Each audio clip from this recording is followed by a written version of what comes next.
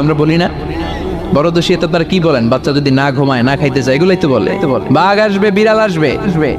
মদিনাতে ওমরে ফারুক যখন খলিফা, মদিনার কোনো বাচ্চারা যদি না খেতে চাইতো, না ঘুমাইতে চাইতো, মদিনার মায়েরা বলতো তাড়াতাড়ি ঘুমাও, ওই যে ওমর আসতেছে ওমর। আল্লাহু আকবার। কি শাসক ছিলেন সাইয়েদনা ওমর।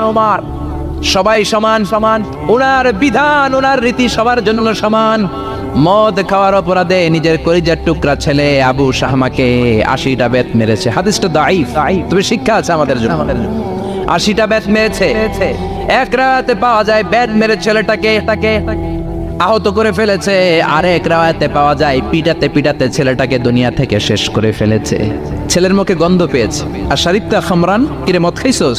না বাবা, শরীফ তো নাবিজ, আমি নাবিজ খেয়েছি। নাবিজ খাওয়া যায়।